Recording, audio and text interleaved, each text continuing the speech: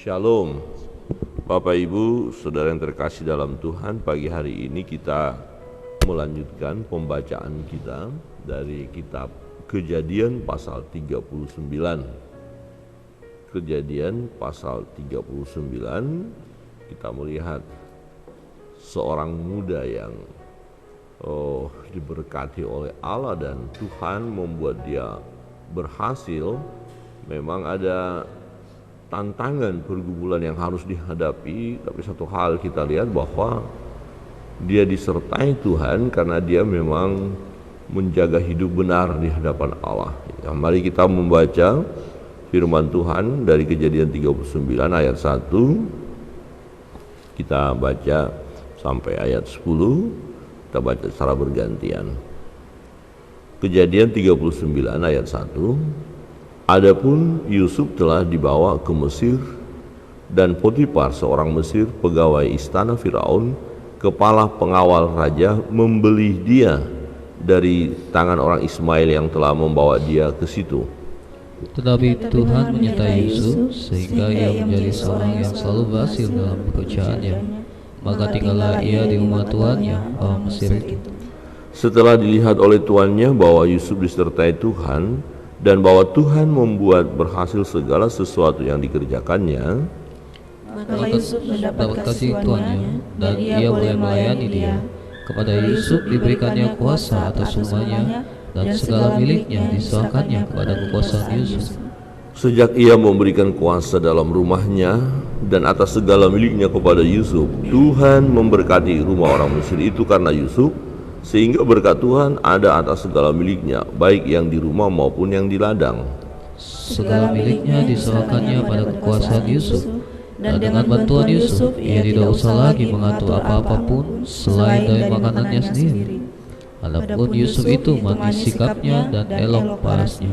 Selang beberapa waktu istri tuannya memandang Yusuf dengan birahi, lalu katanya, marilah tidur dengan aku.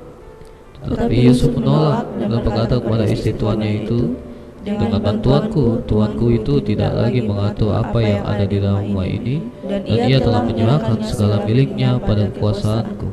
Bahkan di rumah ini ia tidak lebih besar kuasanya daripadaku, dan tiada yang tidak diserahkannya kepadaku selain daripada engkau, sebab engkau istrinya. Bagaimanakah mungkin aku melakukan kejahatan yang besar ini dan berbuat dosa terhadap Allah?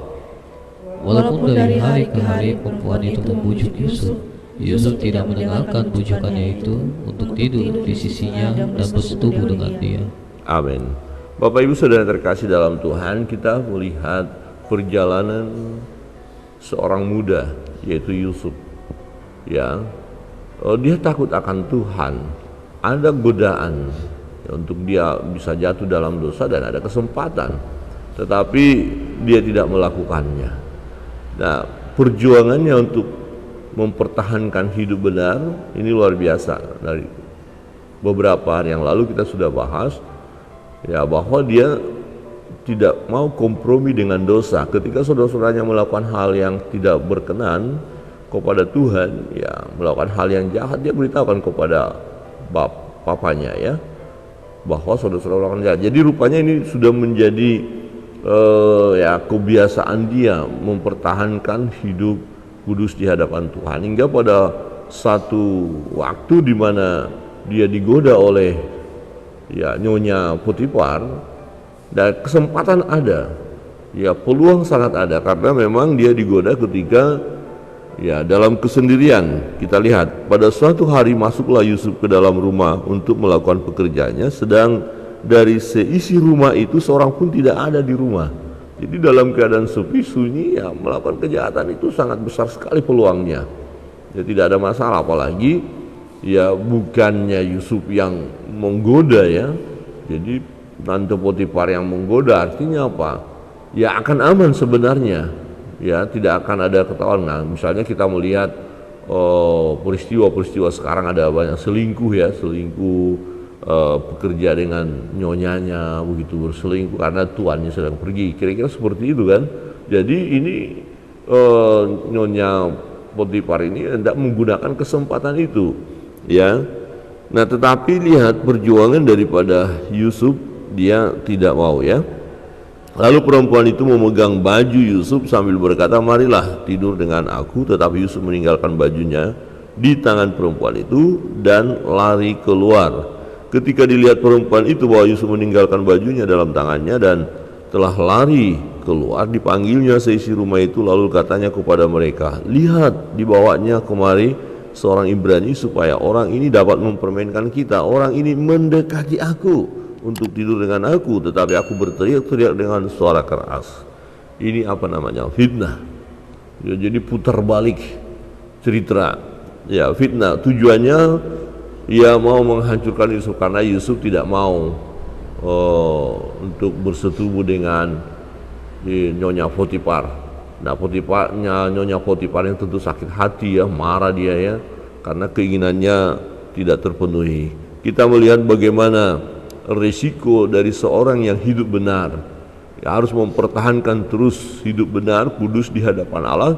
Nah, tetapi akhirnya dia mendapatkan fitnah, dan kita tahu ya ketika nanti Potifar datang, istrinya mengadu, dan dengan marah Potifar menangkap Yusuf dan memasukkannya ke dalam penjara. Nah, saudara yang terkasih dalam Tuhan, tidak mudah untuk mempertahankan hidup kudus, hidup benar.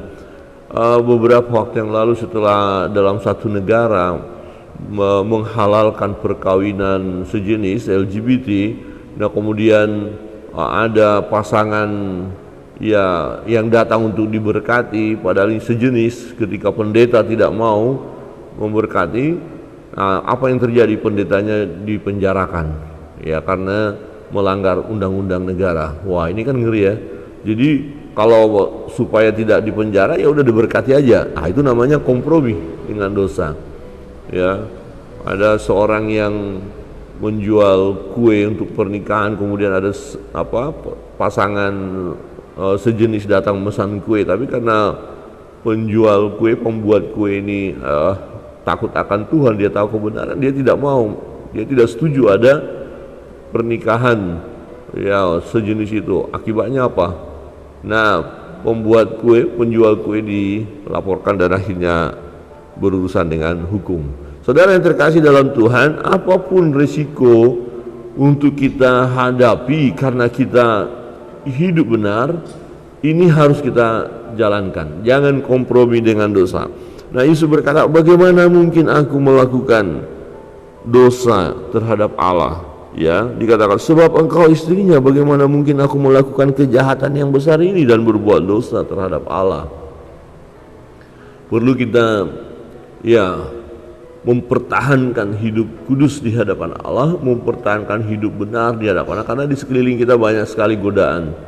Ya, di sekeliling kita banyak kali ya, jebakan-jebakan Batman yang bisa menghancurkan iman kita, reputasi kita, banyak sekali. Dan kita secara manusia sangat lemah. Ya, kedagingan ini sangat lemah, bisa mengikuti godaan-godaan itu. Tetapi hubungan karib dengan Allah akan memampukan kita bertahan. Nah, apa yang terjadi dengan Yusuf? Ada hubungan karib dengan Allah. Nah, dari sini kita bisa lihat bahwa dikatakan dia disertai Tuhan, ada penyertaan Tuhan. Jadi penyertaan Tuhan bukan kebersamaan dengan Tuhan, karena ada memang hubungan karib ini, bergaul karib. Jadi Yusuf seorang yang takut akan Tuhan dan ya punya komunikasi dengan Allah. Ya, dia beribadah kepada Allah, menjaga hubungan yang intim dengan Allah, dan Allah menyertai dia. Nah, itu yang membuat dia imannya mantap. Tetapi resikonya adalah dia dianiaya nanti oleh saudara-saudaranya, awalnya dibuang, dijual ya, di rumah Potifar, kemudian difitnah dan masuk penjara. Ya, masuk penjara. Itu resiko yang harus dihadapi. Dan yang terpenting adalah tetap menjaga hidup kudus di hadapan Tuhan.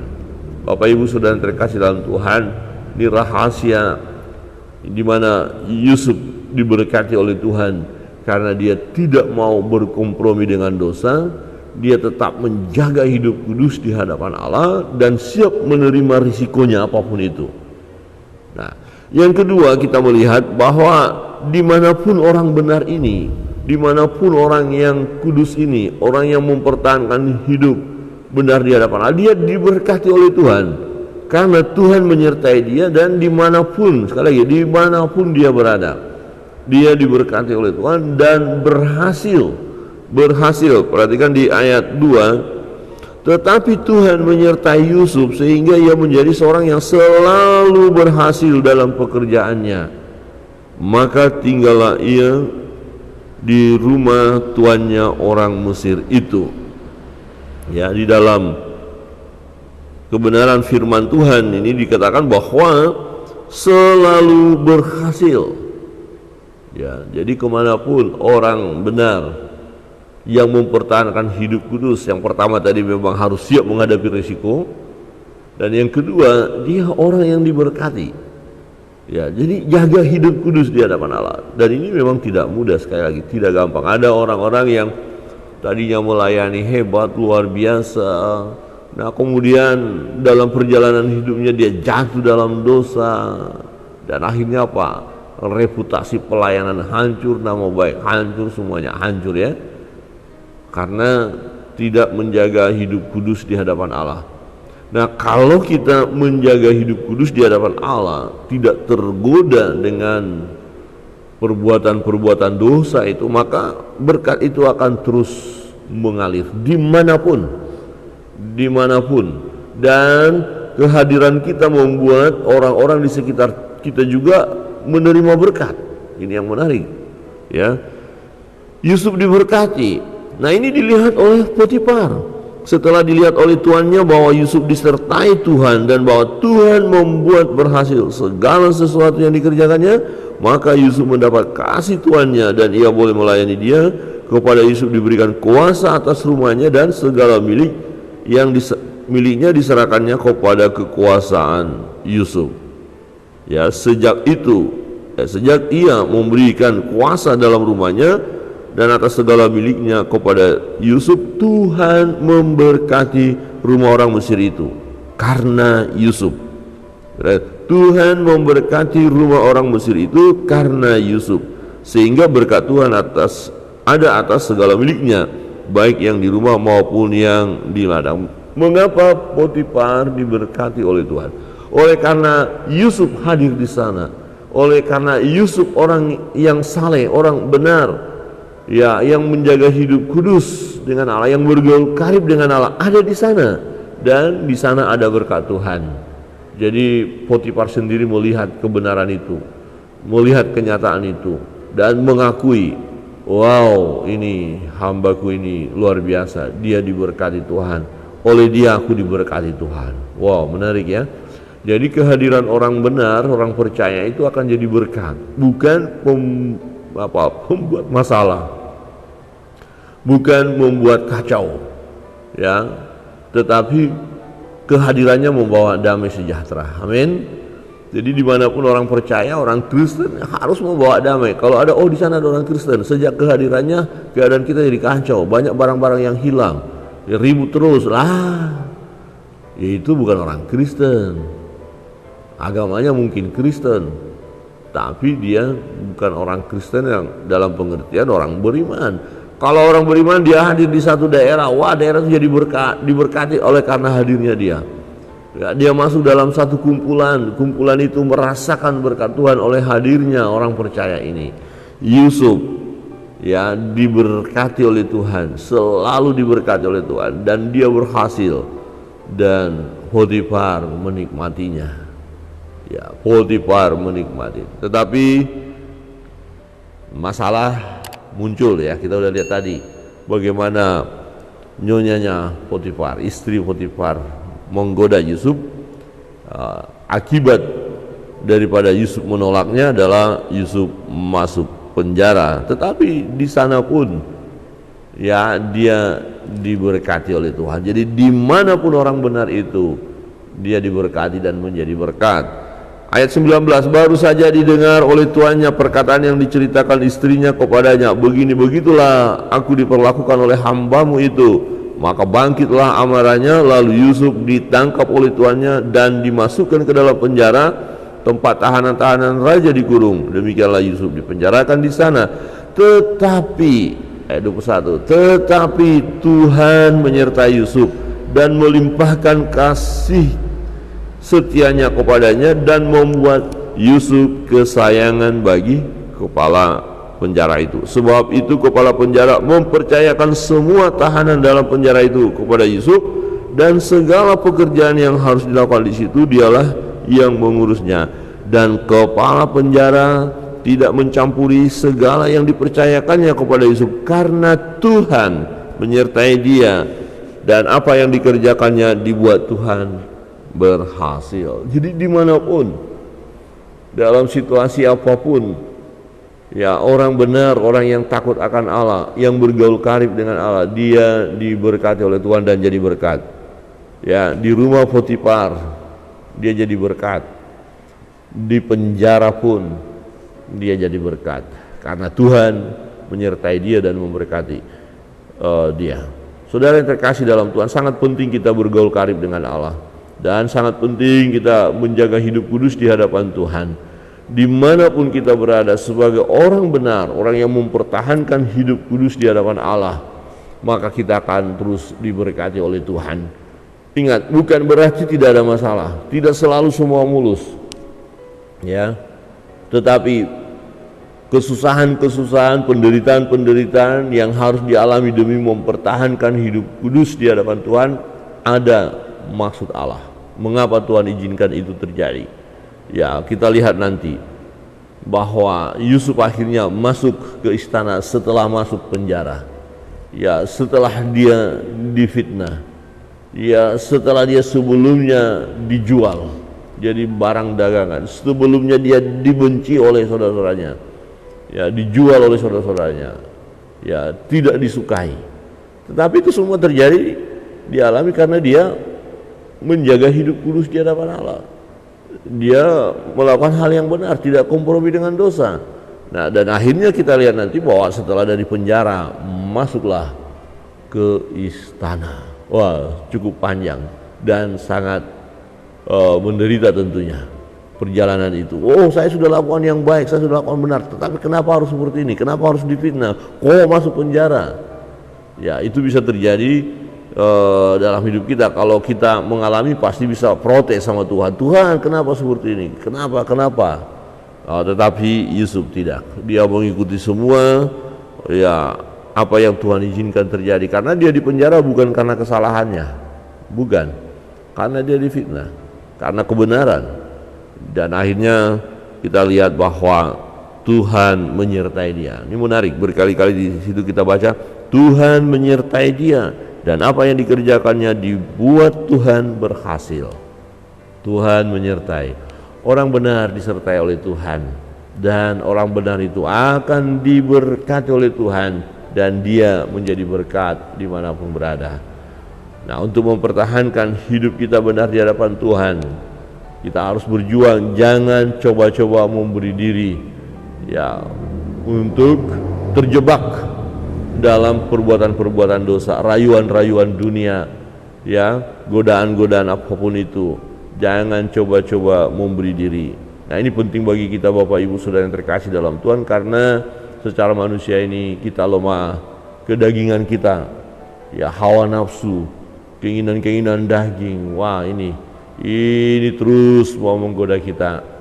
Tetapi percayalah, kalau kita terus memiliki hubungan karib dengan Tuhan, bergaul karib, bergaul intim dengan Tuhan, kita membaca firman Allah, kita merenungkannya, kita berdoa, kita berseru kepada Tuhan, kita memuji Dia, niscaya kita tidak mudah jatuh dalam dosa.